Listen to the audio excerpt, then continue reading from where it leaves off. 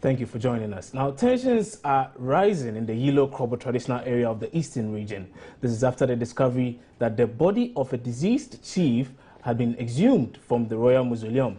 The tomb of the late chief was broken into in March, and his body and other precious ornaments used to bury him were stolen.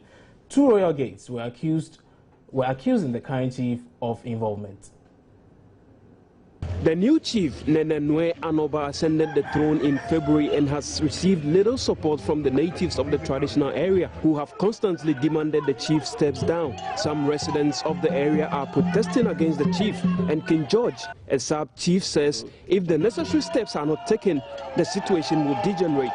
We don't know where our paramount chief is now. So the boys are very wide awake.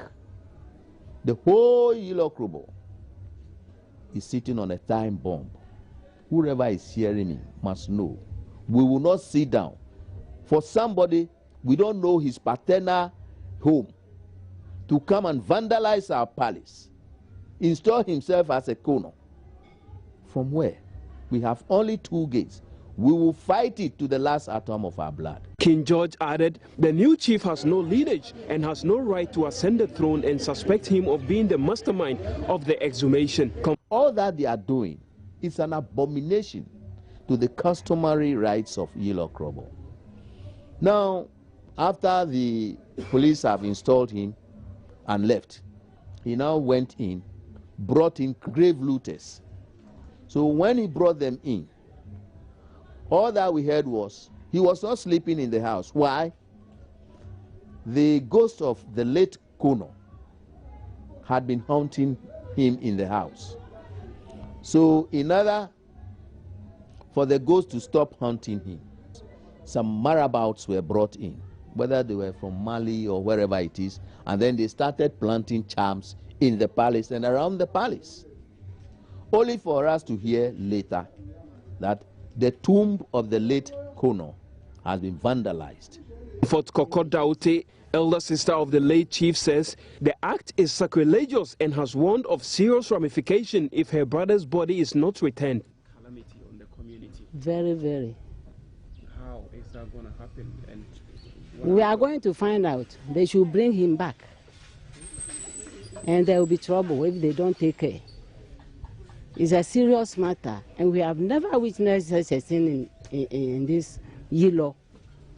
Now, if you are coming as a chief, your successor, the body should be taken away. For what? Ritual sources or what? So there is going to be a trouble. The new chief, Nenenwe Anoba II, who hails from the 3rd gate, says the stool will respond to the allegations at the appropriate time.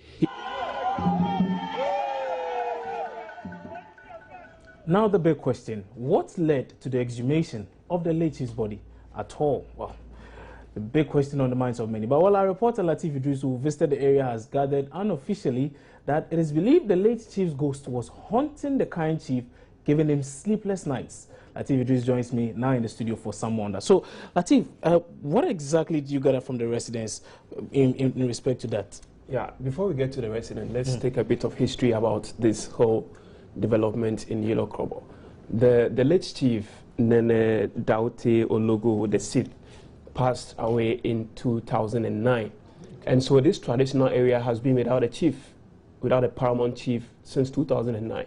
The seat has been vacant. Now, so we had this 3rd gate. They have 3 gates actually. Okay. Ologo gate, and there's another gate. And then this 3rd gate is the Nwe gate. Now, the 2 gates are accusing the Nwe gate of being the mastermind of looting the late paramount chief's tomb. So they are raising serious issues in the traditional area. They've given this Nwe gate a 1-week ultimatum to return the body of the late chief, the regalia and the precious ornaments he was buried with. Otherwise, there's going to be trouble in the neighborhood. I see. Back to the main thing. What is the reason for anyone deciding to exhume the body of the chief? Yeah, like you just heard in the story, that is what we are hearing, that the late chief's ghost was haunting this new chief, Nwe.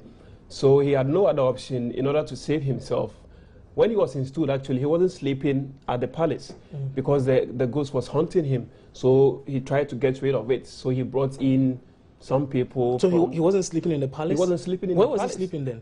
That one I can't speak on authority. But that's what we gathered on the ground, that he wasn't sleeping in the palace. So now he wanted a peace of mind. At least you are the chief. You have to be in the palace. You don't have to sleep elsewhere. To get that resolved, he brought in some people.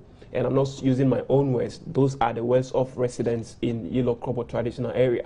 He brought in some people who came in and planted some ornaments, some, we believe in all kind of things in Africa. So they brought in some charms and planted around the palace. It didn't work. Then he has to bring in some new faces to come and do the grave looting. I see. So now there's a problem. What's next? Yeah, the next thing is the ultimatum these two gates have given the third gate. They say this third gate has no lineage. They don't have even cognate blood in them. So they have no right ascending the throne in the first place. They want this Nue gate to get out of the palace, one. That is the first thing they demand from the Nue gate. Secondly, what they want is for the body of their late chief to come back to the palace and be buried again. That is what they are calling on the Nue gates to do. Let's talk of security. At the time when you visited the place, how was security like? And as of now, what's the situation? Yeah, you see, the two gates, Akrobeto and the Ologo gate, say this new chief wasn't even properly installed. And that's the allegation they are raising, is that he was installed by the police, and that on the day of the installation, police lined up the street from the main street to the palace and dressed this new chief in police uniform with bulletproof and marched him to the palace. So they traditionally, they do not have chief. That is what they are saying. So they want him out of the palace. Now, if you go there, you see the police presence is not that huge. We had 3 policemen at post when we visited the palace. So they believe that he was installed by the police and not traditional, leaders installing their chief. I see. Now, this is the situation. Yeah. The body has now been exhumed. Yeah. Okay. Prior to that, per your own statements, the chief was being haunted. That's the word, right? He was being haunted by the ghost. Usually in local parlance, they say when some of these things happen, they have ways and means of going about it to get them to. So you have mentioned that they tried planting certain things. Exactly. Was that the only move?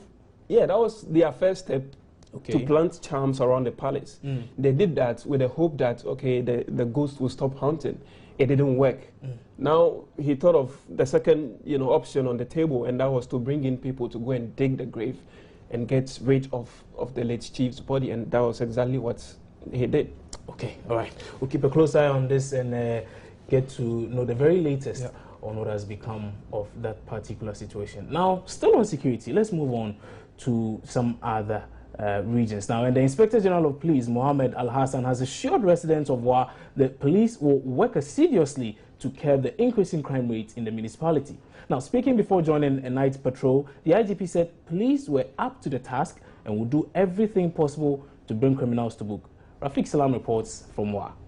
The IGP a couple of weeks ago increased the staff strength of the Wa police. Due to this, dozens of suspected criminals in the municipality were arrested.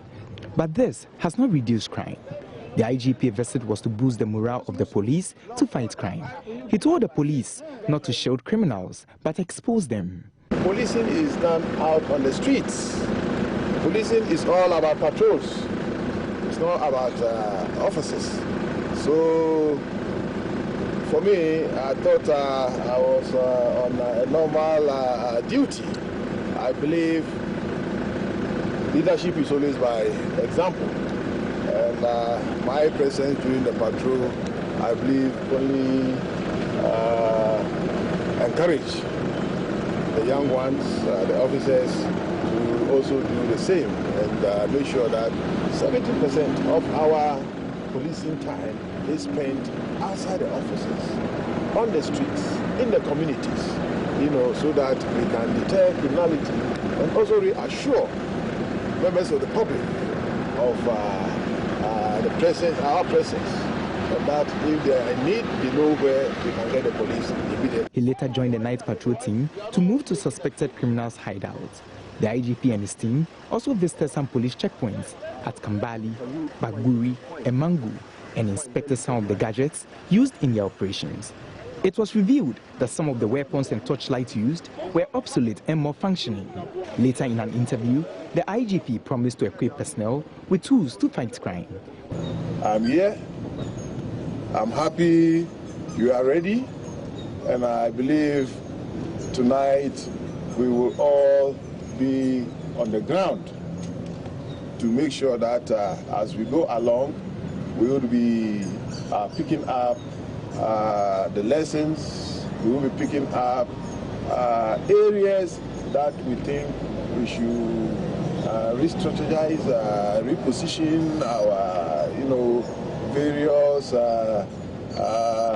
operational elements, our various logistics, and so on and so forth. Rafiq Salam's reports from WA.